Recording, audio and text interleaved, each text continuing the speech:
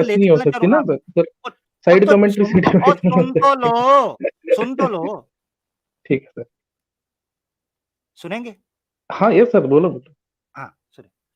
आपने कहा साइंस धर्म है, मुझे आपने अब साइंस के वो आपने एक फंडामेंटल्स या प्रिंसिपल्स देने हैं जिन चीजों के ऊपर आप परखते हैं, ठीक है? क्योंकि साइंस जो है वो मुख्तलिफ तरीके से काम करती है, साइंस की मुख्तलिफ कैटेगरीज हैं, ठीक है? आप मुझे ठीक बताएं है आप सर। किस किस्म की साइंस को मानते हैं, ये मुझे सर बताएं। साइंस तो इन ऑल, मतलब आप जो जिस प्लेटफॉर्म पे बात कर रहे हैं वो भी तो साइंस नहीं बना है।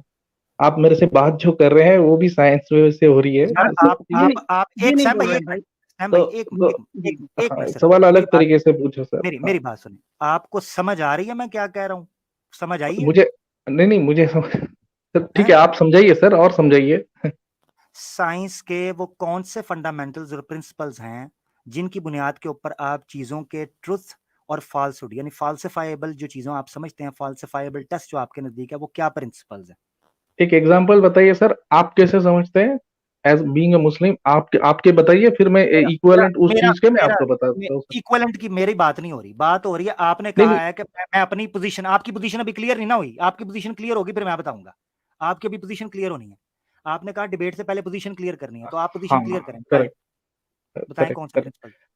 सर मैं एक चीज बोलूंगा, आप बोलेगा वो बात नहीं हो रही है, तो मैं आप आपको जो बात समझेगी वो मैं उस हिसाब से बताऊंगा ना सर। आप यही सवाल आपको मैं साइंस पूछूं तो आप साइंस कैसे बताएंगे? आप साइंस की किन प्रिंसिपल्स को बुनियाद के ऊपर चीजों को वेरीफाई करते हैं? ये इतना कॉमन और इतनी अंडरस्टैंडेबल बात है कि बच्चे को पता चलता है। नहीं नाम सर, आपने अपन रखा है यही इंडिपेंडेंट, तो आपने बात है नाम ना। रखा है, नाम आपने रखा है इंडिपेंडेंट माइंड। सर आप आपको समझ बोलने नहीं देंगे आया? तो बोलेंगे ना सर। तो वो बोलने बोलने देंगे जो तो पूछा है, बोलेंगे ना। वो बोलने जो हाँ, पूछा है, आप गाना ना तो जो सुनाइए, जो जो टॉपिक पे बात। हाँ टॉपिक के बाहर नहीं कर रहे, टॉपिक उसी के ऊपर बात हो रही है कि जो भी चीज वेरीफाइबल है उसी के ऊपर हम लोग विश्वास रखेंगे, हाँ, जो अब रुक हमें जाए, दिखती अब है। रुक जाए। हाँ हाँ जबरदस्त, वेरीफाइएबल होगी उसको करेंगे, वेरीफाई करने का प्रोसीजर ही पूछ रहा हूँ। ये बताएं वो क्या प्रिंसिपल है जिनके ऊपर वेरीफाई करेंगे?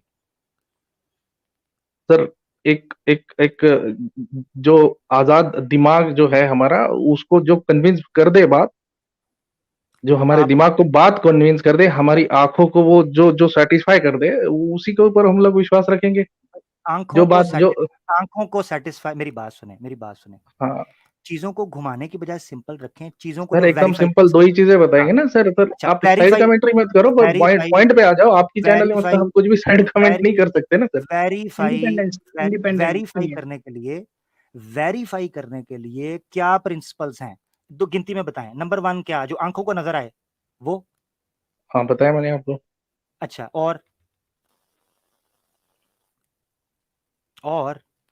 सर जो आंखों को नजर आए, जो जो और जो अपने दिमाग को सही लगे। यानी आपको सही लगे, यानी ये कह रहे हैं आप? लो जी, लीव कर गए, अब मैं चले क्या गए करूं? ये? चले गए, लीव कर गए। अतकिया इन सनातनिया आए, चलो जी, लीव कर गए, पता नहीं क्यों लीव कर गए। मजा आने लगा था क्योंकि मैंने अभी इनसे 3-4 ये चीजें पूछनी थी जिसको ये साइंस बहुत मानती है। जबरदस्त, हाँ ये बहुत हाँ। जबरदस्त जाने वाला था आमिर भाई। साइंस के स्टूडेंट्स फेवरेट है भाई अपने। अच्छा, बड़ा मजा आने वाला था मगर वो अनफॉर्चुनेटली वो लीव कर गए, ठीक है? क्योंकि अपनी पोजीशन क्लियर करने के लिए बड़ा डार्क साइड, आप बैक स्टेज के ऊपर है, मैं आपको नहीं ले सकता, आपका जनाब वो जो कनेक्ट नहीं आ रहा। आगे चलते हैं, लिबरल हिंदू करके कोई आए हैं, ये एक नया लिबरल आया भाई। जी भैया, माइक अनम्यूट हाँ करें। सर, आवाज आ रही है मेरी? बिल्कुल आ रही है भैया। और आप बताइए, सब खैरियत? सब खैरियत है, ठीक ठाक। भैया कैसे इस्लाम छुड़वाएंगे? आप तो खुद तो लिबरल हो गए, मुझे भी करवाइए।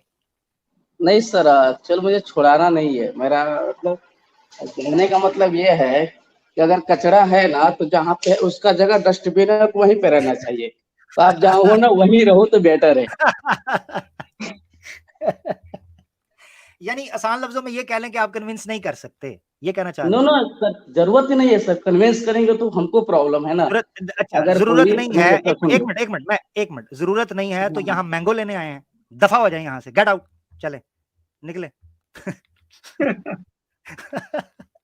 निकल, ये अजीब, पहली ये अजीब फुर्सत में निकल। कैरेक्टर था। हाँ, निकल पहली फुर्सत में, कोई जरूरत नहीं है हिंदुस्तान को तेरी, लिबरल हिंदू के। अच्छा, कहता है जी जो है, और भाई जिसका टॉपिक रखा है तू यहाँ आया है, तो कन्विंस तो कर उसके ऊपर। कन्विंस नहीं करना है बोला। देखो ये वो लोग हैं जो कहते हैं हमने घर वापसी करानी, औकात इतनी है कि घर वापसी क्या बात भी नहीं कर सकते। औकात देखो, ये चले हैं इस्लाम से पंगा लेने के लिए। अच्छा अगर मैं कह देता ना कि मुझे कोई छोटी सी चीज बता दो मैं कन्विंस हो जाऊंगा, तो बढ़ बढ़ के आते। इन्होंने पूरा एड़ी चोटी पिछवाड़े का जोर लगा लिया है, पिछवाड़े का जोर लगा के देख लिया है कि किसी तरह कन्विंस करें, कर नहीं पा रहे। तो आखिर में पता क्या, असल में ये है कि हम, आप वहीं रहो, हम क्यों आपको कन्विंस करें। वो एक सैम भाई, एक लूमड़ी थी, उसको भूख लगी, वो जंगल के अंदर घूम रही थी, उसको ना अंगूर की एक बेल नजर आई जो थोड़ी सी ऊंची थी। उसको लगा कि मैं जंप मारूंगी और उस अंगूर को खा लूंगी, पेट भर जाएगा, चली जाऊंगी। अब उसने इतनी जंप्स की, मगर वो अंगूर तक नहीं पहुंच सकी। और जब आधे पौने घंटे के बाद वो उस अंगूर की बेल तक नहीं पहुंच सकी ना, उस ग्रेप्स तक, तो थक कर ना इस टुन्नी की तरह कहने लगी, अंगूर खट्टे हैं, खट्टे हैं। अंगूर खट्टे सही हैं। है। ठीक है। अच्छा ये एक नीचे बैठा हुआ है, कह रहा है जी फ्लाइंग हॉर्स को साबित करो। बेटा ऊपर आओगे, नहीं तो मैं तुम्हें अपने हॉर्स के ऊपर भी नहीं बिठाऊंगा, ये याद रखना। ठीक है, ऊपर आना है बेटा, नीचे नहीं। और अभी मैं तुम्हें कर रहा हूं ब्लॉक, क्योंकि जब तुम आओगे ऊपर तब हम बात करेंगे। ठीक है, कोई आईडी बना के ना दूसरी अच्छी सी, ऊपर आ जाओ बेटा, नीचे नहीं। नीचे चाय चाय करोगे तो फायदा कोई नहीं। ऊपर आओगे तो मैं फ्लाइंग हॉर्स भी साबित करके दिखाऊंगा और तुम्हें भी थोड़ा सा उड़ा के दिखाऊंगा। तुम्हारे भी पंख निकाल के ना मैं थोड़ा सा उड़ाऊंगा तुम्हें। तो जब थोड़ा सा उड़ दोगे ना तो तुम्हें खुद पता पता चल जाएगा। ठीक है, तो जिनके अंगूर खट्टे हैं उनके अंगूर मीठे करने का भी हमारे पास है तरीका, उसके लिए आना पड़ेगा लाइव। ठीक हो गया। आगे बढ़ते हैं। हमारे साथ एक इंसान साहब आए हैं। लो जी, पहला इंसान मैंने देखा जो आया जी, इंसान भैया। आपको आवाज मेरी क्लियर आ रही है? पीछे से कोई एको, कोई फीडबैक? थोड़ा सा माइक के अंदर एवरीथिंग क्लियर है, थोड़ा सा माइक में खड़खड़ है, थोड़ा बैठ जाइए, हिलिए ना। एक सेकंड, मुझे पंखा, एक सेकंड दीजिएगा। अभी ठीक है, ठीक है, आप बस हिलिए नहीं, अपने माइक को हिलाइए नहीं, बस वो हिलने से आवाज आ रही है। Perfect perfect, is it now clear? जी जी बिल्कुल क्लियर है। परफेक्ट। जी जी भैया। सर मेरे को एक चीज ही बोलनी थी कि आप जो आइडियोलॉजी को फॉलो कर रहे हो, अगर वो आइडियोलॉजी एग्जिस्ट नहीं करती, एक बार के लिए सपोज करते हैं, जी जी, तो फिर उसके बाद में क्या, व्हाट इज आफ्टर दैट? जी वैसे भाई आपकी आइडियोलॉजी क्या है, जान सकते हैं हम? मेरी आइडियोलॉजी सर ये है कि आप जो करोगे वैसा आपको मिलेगा। अगर मैं आपको प्यार से बात करूंगा तो आप वापस मुझसे प्यार से बात करोगे। अगर आप सेम चीज किसी निर्जीव चीज के साथ भी करते हो, अगर आप किसी पत्थर को चांटा मारोगे तो वो चांटा उतना का उतना आपके हाथ के भी लगेगा। जी आप ये आइडियोलॉजी को आप मानते हैं बखूबी तरीके से, कि आप इस पे ईमान रखते हैं, आपका मतलब यकीन है आपको इसके ऊपर? हाँ बिल्कुल। जो अगर आप जो भी जैसा करेगा वैसा पाएगा। बिल्कुल सही। अगर मैं आपसे बहुत अच्छे से बात करूंगा। जी एग्जाम्पल मैं देता हूँ आपको, छोटा एग्जाम्पल। हिटलर ने 6 मिलियन जूस को मार दिया, हिटलर का क्या हुआ? सर वो इस आइडियोलॉजी को फॉलो नहीं करता था सर, यही प्रॉब्लम है। यार वंडरफुल इंसान, जिंदाबाद। वो इंसान नहीं था सर, यानी तुम, इंसान की बात कर रहे हैं। एक मिनट सुन, यानी इसका मतलब यह है कि तुम्हारी आइडियोलॉजी तुम्हारे सिर्फ 6 फुट के अंदर चलती है, उससे बाहर नहीं चलती।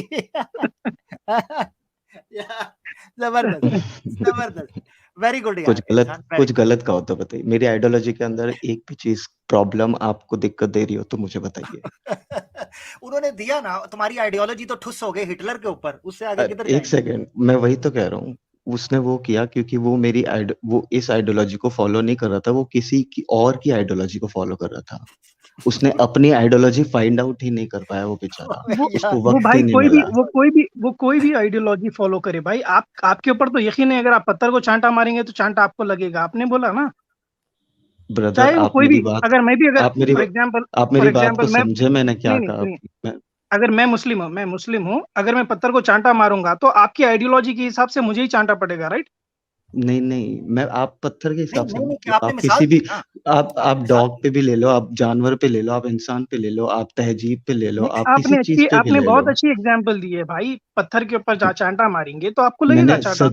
मैंने सजीव और निर्जीव दोनों उसमें ऐड कर लिए हैं। अभी आप किसी को भी अच्छे से ट्रीट करना है, आप किसी को भी ट्रीट कर रहे हो, आपको रिस्पेक्टफुली ट्रीट करना है, दैट्स इट। नहीं, अगर मैं थोड़ी सी आपके आइडियोलॉजी में चेंज करता हूं, मुझे बताइएगा कि क्या आप ये माने तो ज्यादा बेहतर है, या जो अभी आप मान रहे हैं वो बेहतर है? क्योंकि वो तो हिटलर के ऊपर होगी फ्लॉप।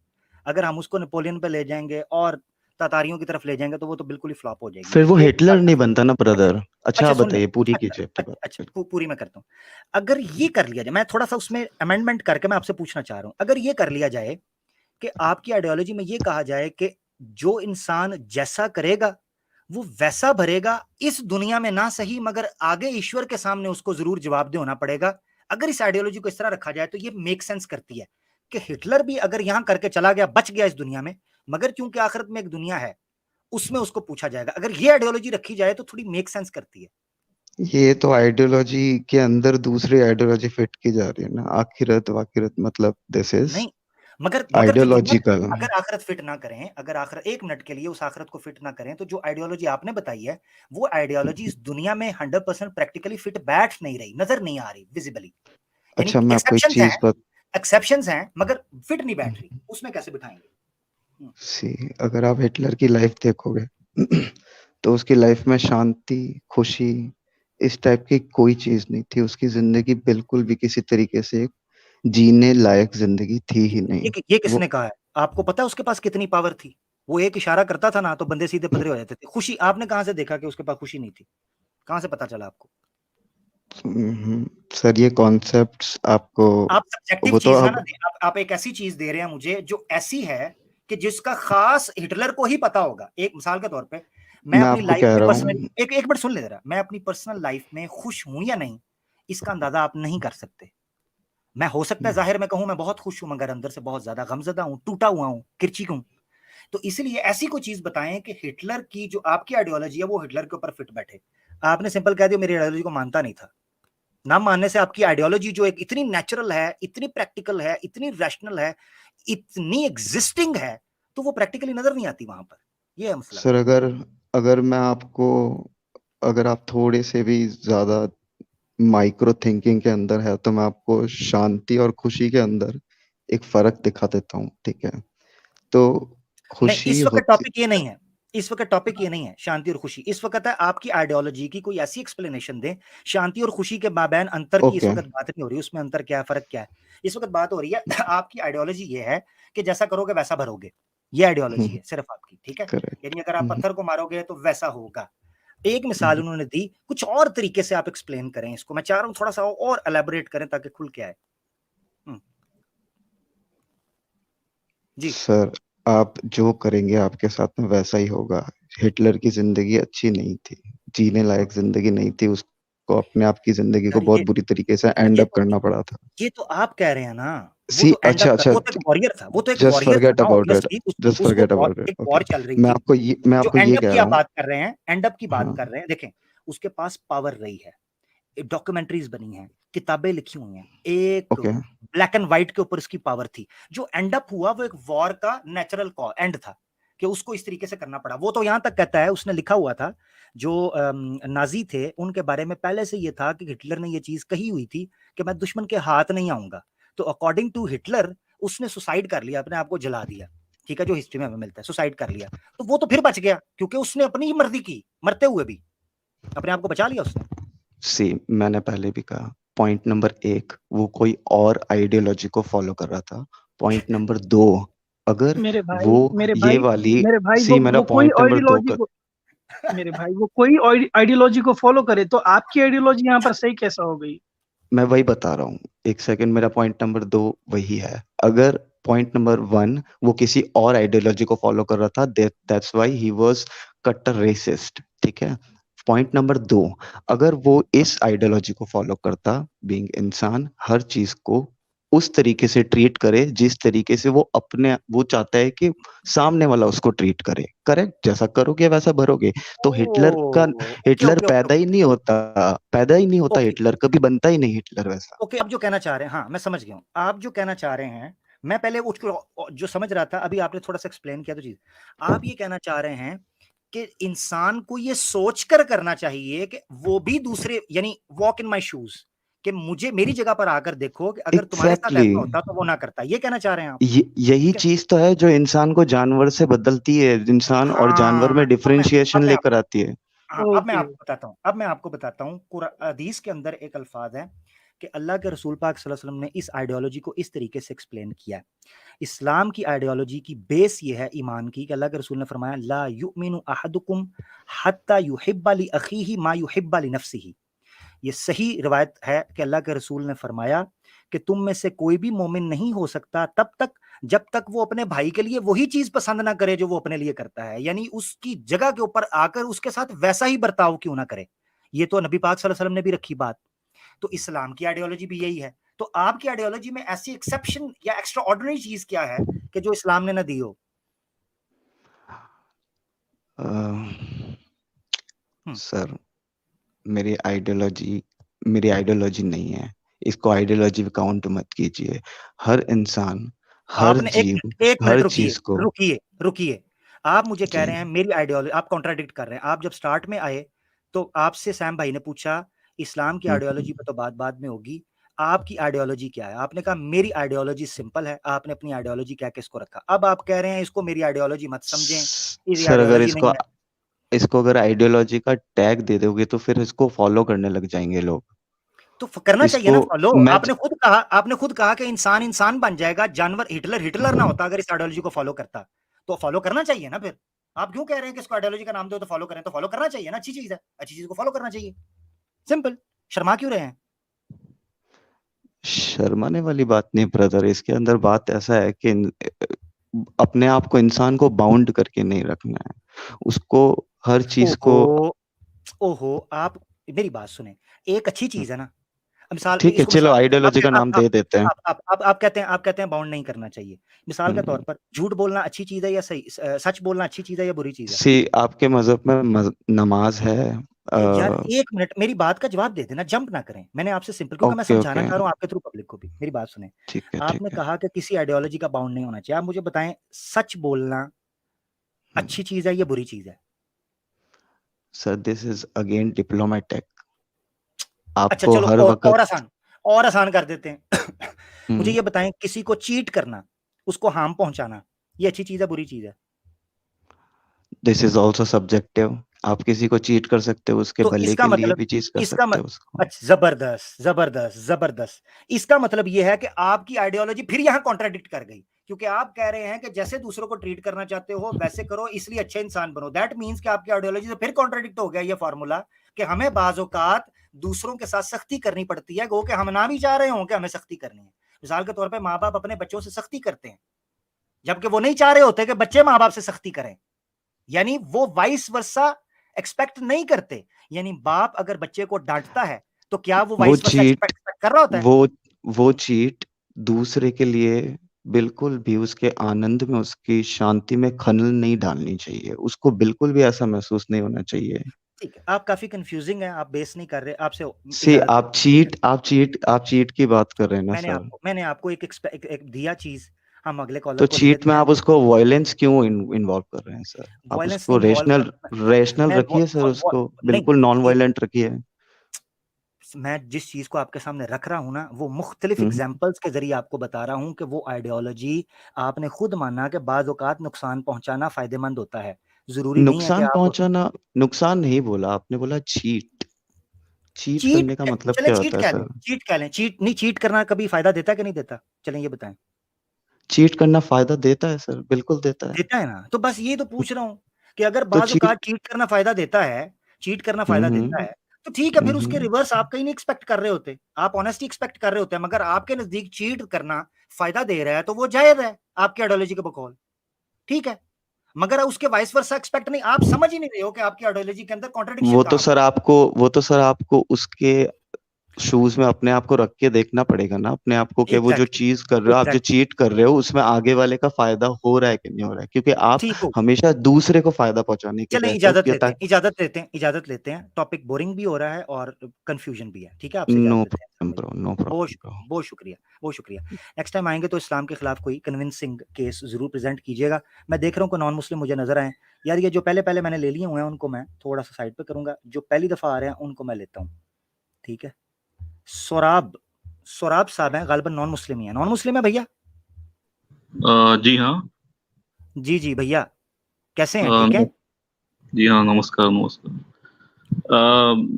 सर मैं ये कहना चाह रहा था कि बहुत से मुसलमानों से मेरी बात हुई है, तो उनका ये कहना है कि कुरान में, मतलब कुरान में भी और उनका ये अकीदा भी है कि ये जो दुनिया है ये एक आजमाइश की या इम्तिहान की जगह है।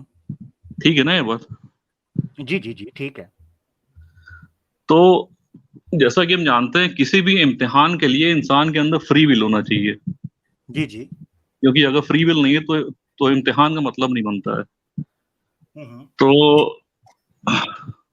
मुझे लगता है कि इस्लाम में मतलब फ्री विल नहीं है। फॉर एग्जाम्पल सूरा नंबर 81 की 28 और 29 आयत देखिए। सूरा नंबर, एक मिनट, 81 की 28 और 29 आयत। ओके 81 की, एक मिनट जरा, 81 की 28 और 29 हैं। हाँ 81 की 28 और 29, हाँ जबरदस्त जबरदस्त, ठीक है जी, आप बताएं। इसमें लिखा है, 29 वाले में लिखा है कि ये मेरे पास मतलब सऊदी वाली कुरान है जो कि सऊदी से निकलती है। जी जी जी। इसमें लिखा है कि and you can not will unless that Allah wills. हाँ जबरदस्त ठीक है। जबरदस्त। हाँ उससे पहले 28 नंबर में लिखा है कि to whom soever among you who wills to walk straight। जी ठीक है। जी तो जी इसमें ये मतलब साफ साफ नुमायां हो रहा है कि अगर तुम सीधे रास्ते पे चलना भी चाहो तो नहीं चल सकते जब तक कि अल्लाह ना चाह ले। ठीक ठीक है है। ठीक है। तो यानी कि आपकी मतलब किसी भी एक्शन से पहले उसका विल आता है, उस एक्शन के लिए विल आता है आपके अंदर। मैं समझ गया तो आपका पॉइंट। अगर अगर आपका विल जो है वो मतलब पहले से कंट्रोल्ड है अल्लाह के हाथों, तो फिर इम्तिहान का कोई मतलब नहीं बनता है, क्योंकि आप जितना भी हाँ चाह लेंगे मैं सीधे समझ रास्ते पे गया, चलेंगे। मैं समझ ठीक है गया, ठीक। मैं हाँ समझ गया बताइए। पॉइंट। बहुत इजी और बड़े अच्छे से आपने क्वेश्चन रखा है और विद रेफरेंस रखा है। Thank you so much Sorab इस चीज के ऊपर कि आपने बड़ा टू दी पॉइंट और अच्छे से उसको रख दिया। देखें पता क्या बात है, इस आयत के अंदर जो चीज बयान हो रही है, कुरान के अंदर ना दो तरह की आयतें मिलती हैं, दो तरह की आयतें, एक जो डायरेक्ट फ्री विल की बात करती हैं और एक जो इंडिपेंडेंट इनडायरेक्ट फ्री विल की बात करती हैं। ठीक है, इसको कैसे समझाता हूं, मिसाल के तौर पर इंसान को जो फ्री विल दी गई है, आया ये इसकी क्रिएशन का हिस्सा है या इसने अडॉप्ट की है या इसने कुछ ऐसा गेन किया है, अर्न किया है इसको? नहीं, ये अता किसकी की है, ये फ्री विल दी किसकी तरफ से गई है? अल्लाह की तरफ से। कुरान में जितनी आयत जहां से पता चलता है कि तुम नहीं, जैसे ये आयत औज़ुबिल्लाहि मिनश शैतानिर रजीम 81 की 29, वमा तशाऊना इल्ला अन यशा अल्लाहु रब्बुल आलमीन, वहां पर जो आगे सिफ्त बयान किया वो मैं थोड़ा सा आपको इसको डिकोड करके बताता हूं कि शायद का मतलब क्या है। वमा तशाऊना इल्ला अन यशा अल्लाह का मतलब ये है कि तुम्हारी चाहत हकीकत में उसकी दी हुई चाहत है कि जो रब्बुल आलमीन है, यानी तुम्हारी फ्री विल एक गिफ्ट है जो उसकी वजह से दिया गया है। ऐसा मिसाल इसकी ये समझ लें कि आपके फादर जो हैं वो आपको गाड़ी देते हैं, ठीक है, और वो गाड़ी आपके नाम पर निकालते हैं, आप उस गाड़ी को यूज कर रहे हैं, तो मगर आपके वालिद आपको कहते हैं ये जो गाड़ी दी हुई है ना, ये तुम गाड़ी चला नहीं सकते जब तक मैं ना तुम्हें दूं। उससे क्या मतलब होता है? उससे मतलब ये होता है कि एक गिफ्ट, एक ऐसी फैसिलिटी आपके पास है जो है तो आपकी, यूज भी उसको आप कर रहे हो, मगर वो दी हुई आपके फादर की है। तो यहां पर मुराद ये है कि वमा तशाऊना इल्ला अन यशा अल्लाह, कि इस कायनात में मिसाल के तौर पर मैं देख सकता हूं, अपनी मर्जी से दाएं भी देख सकता हूं, बाएं भी देख सकता हूं, मगर वो देखने की सलाहियत जो है मुझे जो दी गई है, जो एबिलिटी मुझे दी गई है, वो दी तो बहरहाल अल्लाह की तरफ से, मेरी अपनी जाती नहीं है। यहां इस तरीके से आप समझें कि फ्री विल दो तरह की कुरान में बयान हुई है। नंबर 1 डायरेक्ट फ्री विल है और नंबर 2 इनडायरेक्ट फ्री विल की बात हो रही है।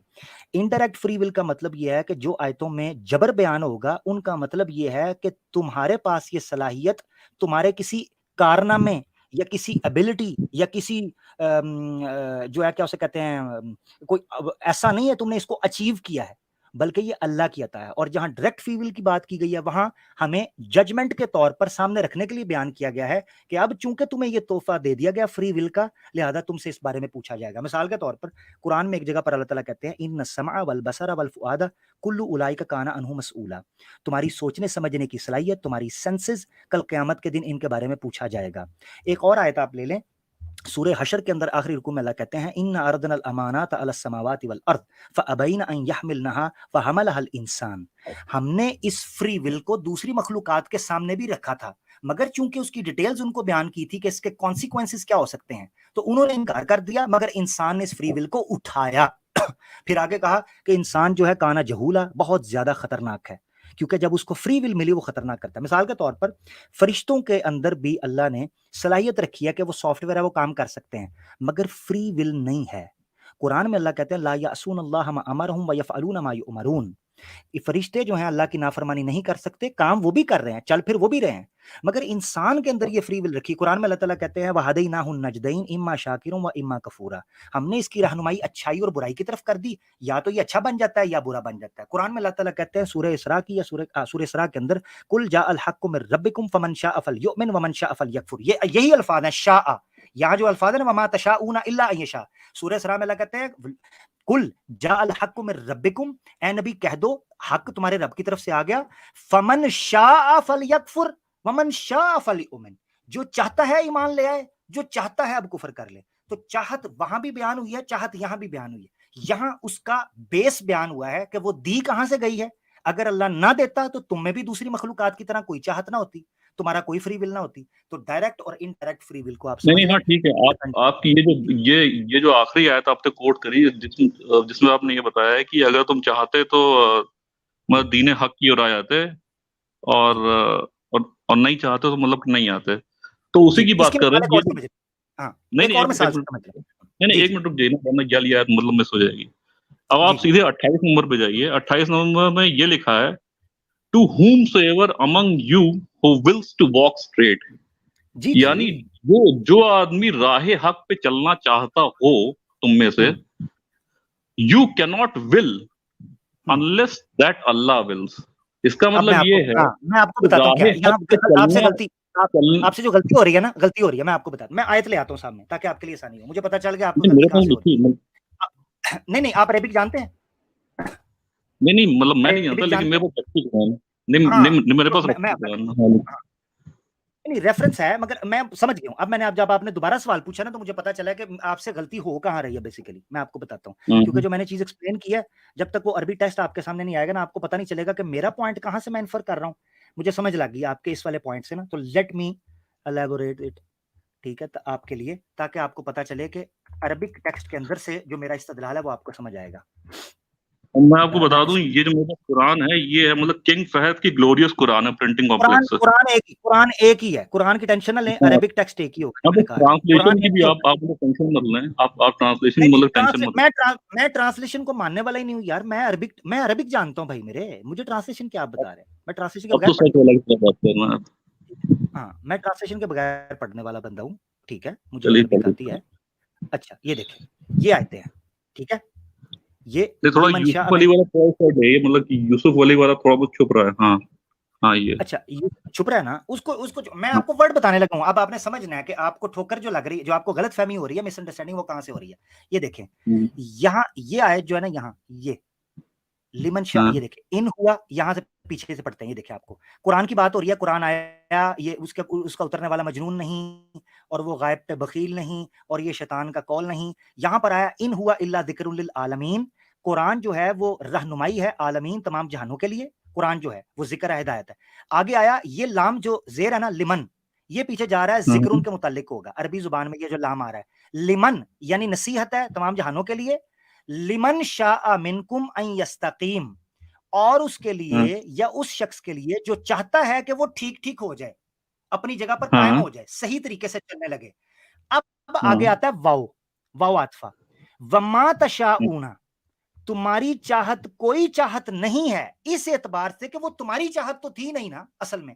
यहां पर देखें वमा तशाऊना के साथ कोई मफऊल नहीं आया, मफऊल।